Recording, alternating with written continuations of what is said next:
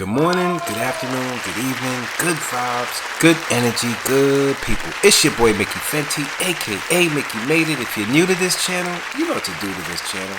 Subscribe right now. Also, if you want to support my brand, it's inspiredbydreams.shop. And that's the place where you guys can go to get the latest drops on the hoodies, sweatshirts, t-shirts, hats. We got a little bit of everything.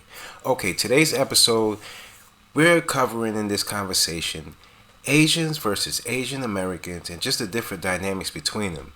So you guys let me know what you think. Leave your comments down below. If you want to speak to me on my live show, it's 9 a.m. Monday, Wednesdays, and Fridays. Love you all. Let's get it.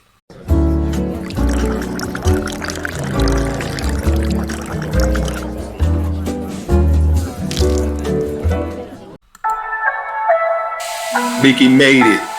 Mickey made what you made, Mickey.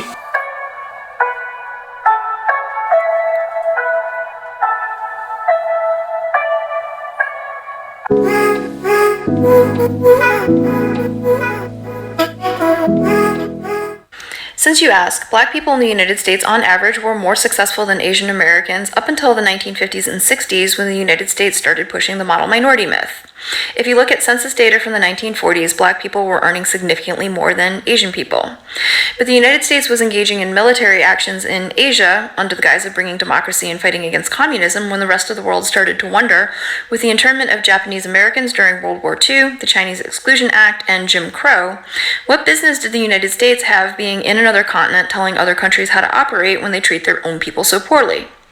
That's when the United States started to say, no, Asians are doing great. They work hard, they're quiet, they don't protest, and they are lifting themselves up by their bootstraps out of poverty.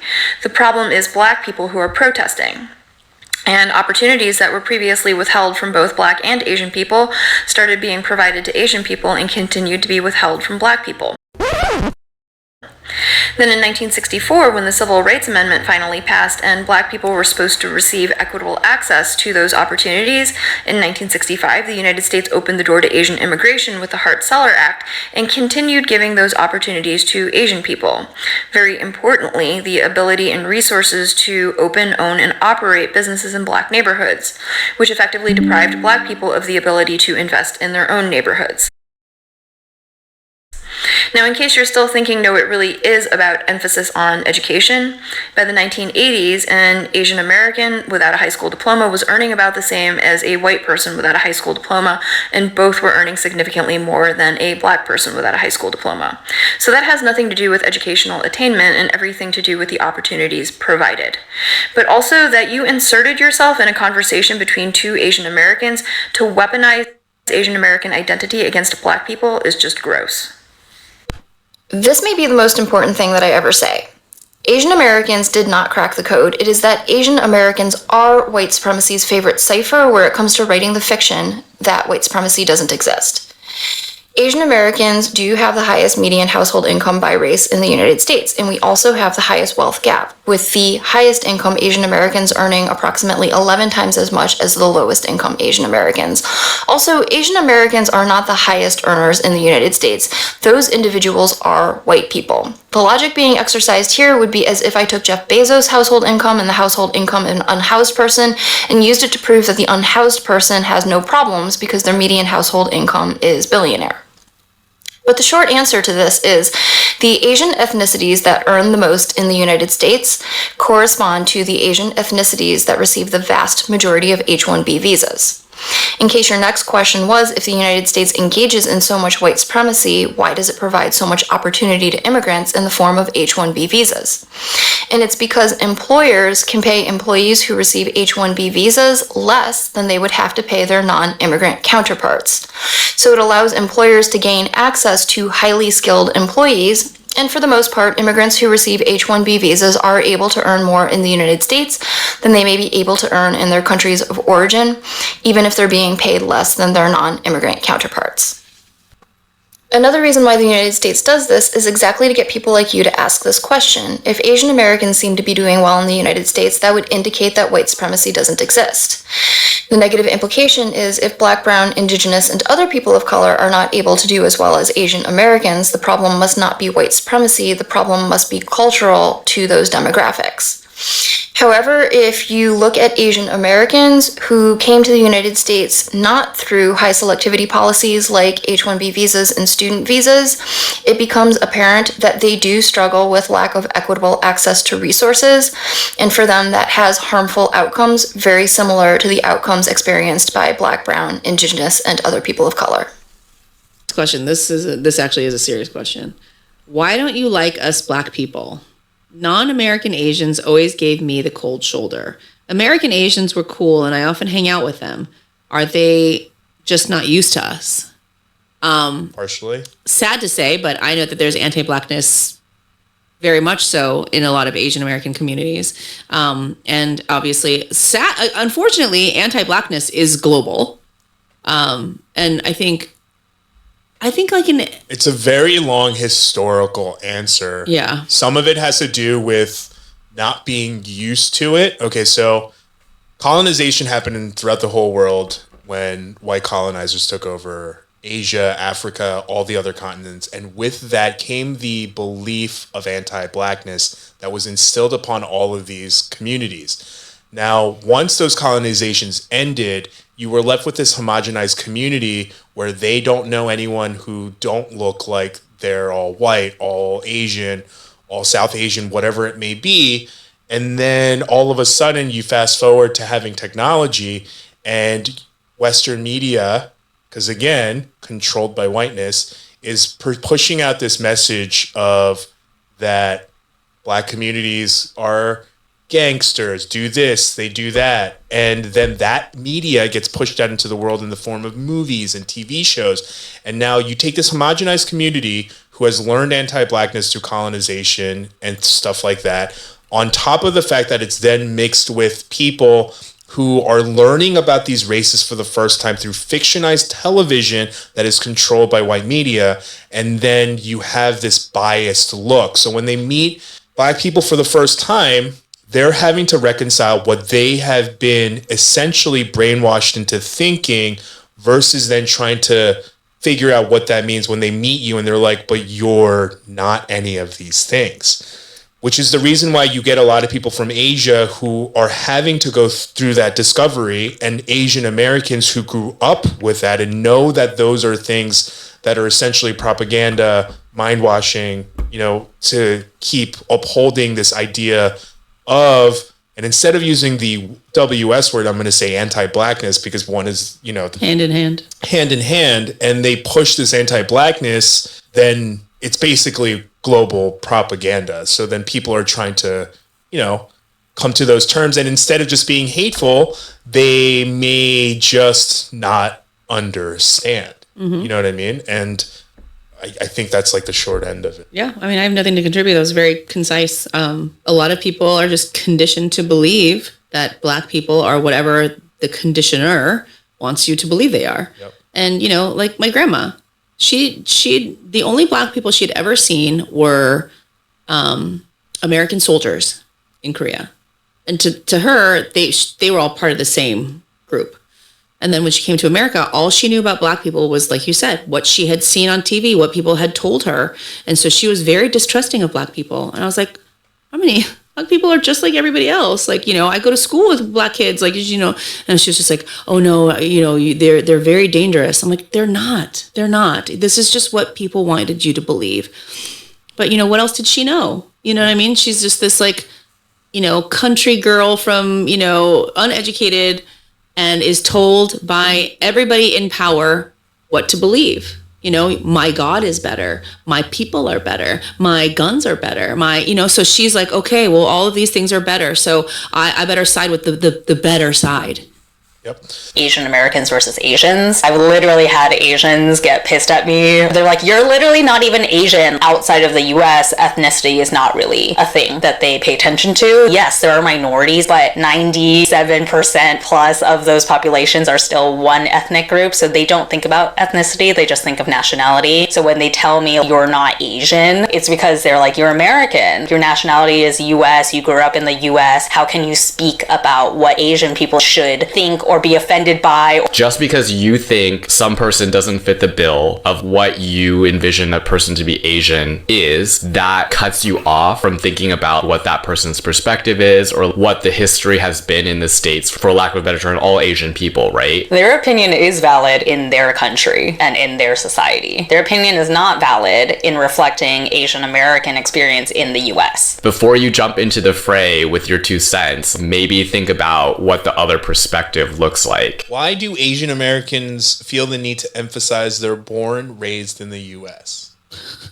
Because it's different. Loaded question. It's a totally different, because it's a totally different experience. You experience your Asianness completely differently in a place like the United States versus, you know, a homogenous place like Korea. It's just a completely different everything. I don't think it's what they think they're asking. I think Asians, Americans specifically, or just Asians in America, we get othered. Yeah. We always get told that From like everywhere. you don't belong here, go back to your country. So I think for the Asian Americans, it's like to be like, hey man, I am Asian, but I am also American like you dickhead. Right. Well, you took it to mean something negative, whereas I feel like my thought was they thought that by us saying we're also American, it's to denounce our Koreanness. Well, that's what I was trying to say. I think people think that's what it is. And I think it's less that and more just being like, hey man, we can also be American. You know what I mean? Because like you never go to a white person and you're like, are you French American? It's like, no, you're just American. Right. I don't know. I think for me, when people, I'm trying to like put myself in the scenarios. The only way that I can like work through those kinds of questions is like, I don't think I ever emphasize that I'm American though to anybody that isn't directly questioning whether or not. Well, that's what I'm American. saying. The only time I encounter questions like these and when people are like, oh, you speak English so well. I hope so. I was born here. Well, no, but I'm just saying, like on my own, out of like, I don't make it a point to tell people like, don't forget I'm American. No, you know what I mean? I've never done that. Yeah, that's right. That's how I felt the question was being asked. Is like, why do you guys always have to like prove that you're Americans? Like, I don't ever do that unless my Americanness is being called into question. Yeah, right. That's what I'm. Yep. Yeah. Exactly. All right, I don't want to be ignorant, all right? Before y'all come at me, so I kind of have the same thought logic because like on the East Coast, Asian Americans are typically first to second generation, all right? So with that being said, like in comparison to the West Coast, like especially California, I have Asian American friends there who are like fifth generation. Like their parents, grandparents, great grandparents have been in the US and like their families don't speak English. I mean, well, they don't speak English with an accent. I can't speak right now. What the fuck? So basically, I feel like that shit just like blows my mind because like here it's very rare to find that, but then on the West Coast, like I know it's a lot more common to have generational Asian Americans, and I'm not used to that. So when I meet a generational Asian American, I'm like, we are like basically like Asian American, but we had completely different upbringings. You feel me?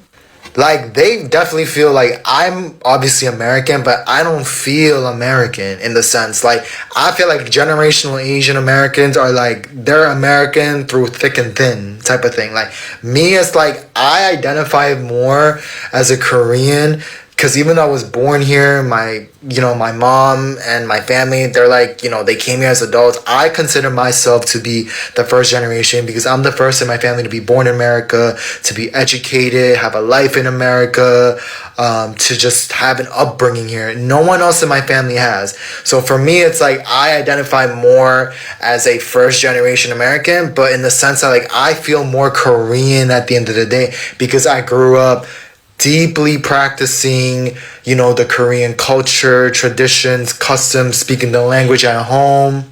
So yeah, like when I meet people like this, I'm like, yo, it's like the coolest thing ever, but it bugs me out too.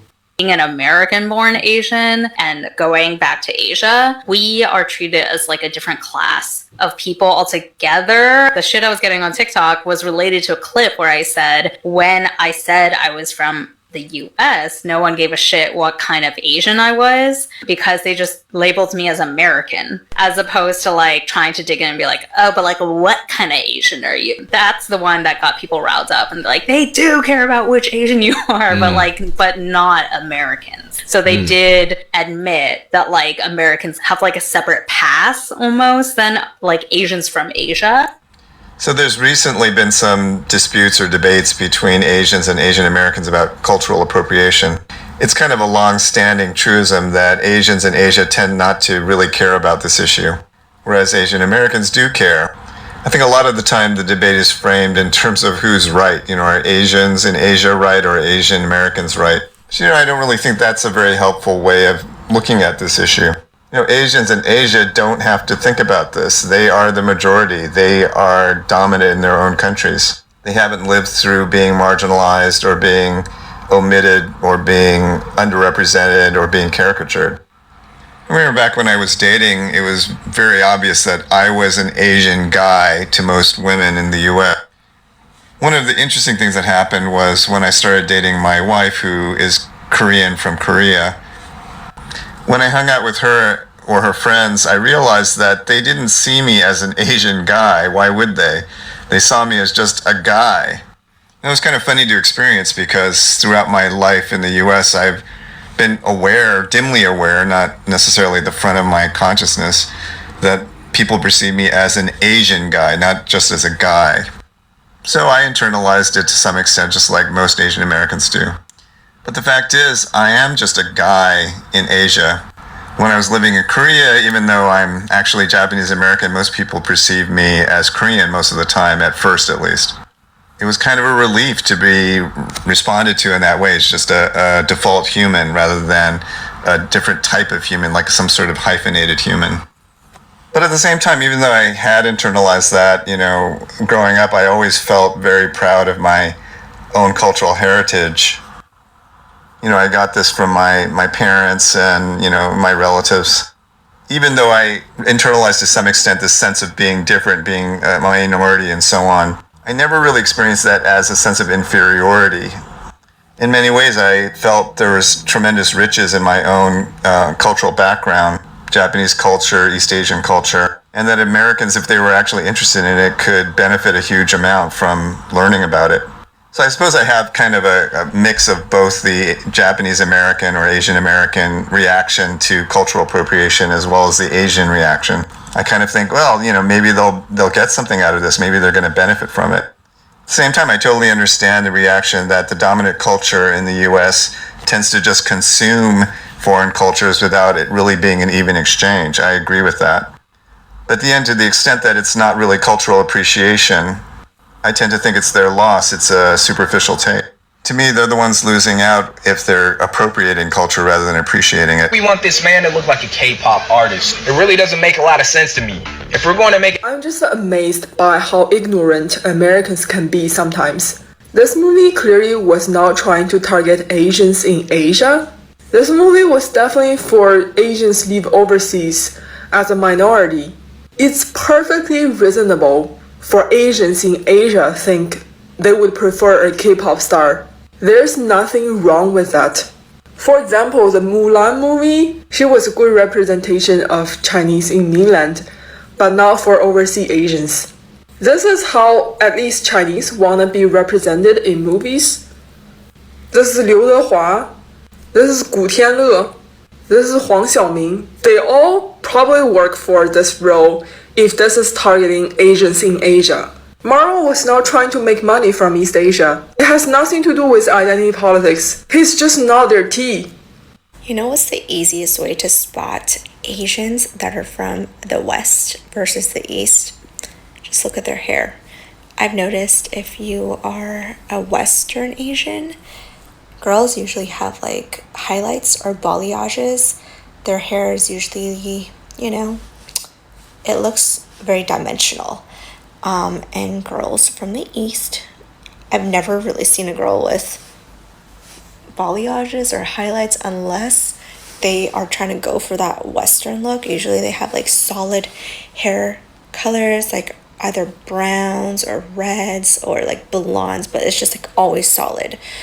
You know what I mean. And if you visit Korea or Hong Kong or China, you're going to notice like they rarely have different colors in their hair. And I'm about to get a balayage or like baby lights, and I realized like getting them here in Asia, there's only a handful of people that does them really well, and they usually have like a Western leaning preference with their style, and I think I'm gonna stick out even more because I already do with the way I like a dress, with my new hairstyle.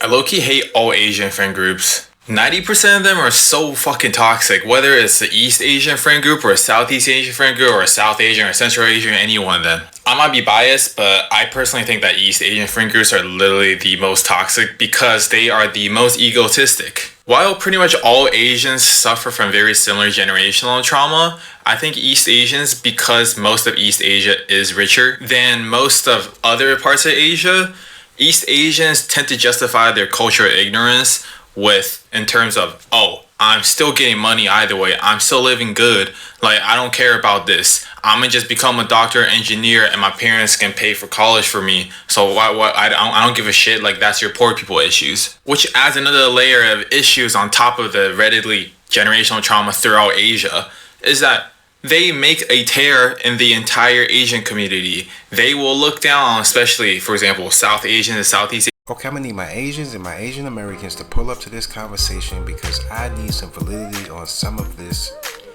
whole convo thing. And some of this has to deal with a lot of how, people look at Americans when a different culture comes to America and are raised in America. You guys let me know on this conversation how you feel on it, and just let me know, if you have any Asian friends that feel the same way. Leave your comments down below and I'll get back to you guys. If you want to speak to me live on my morning show, it's Monday, Wednesdays, and Fridays, 9 a.m. Till next time, it's your boy Mickey Fenty, aka Mickey Made It. If you're new to this channel, you know what to do to this channel. Subscribe.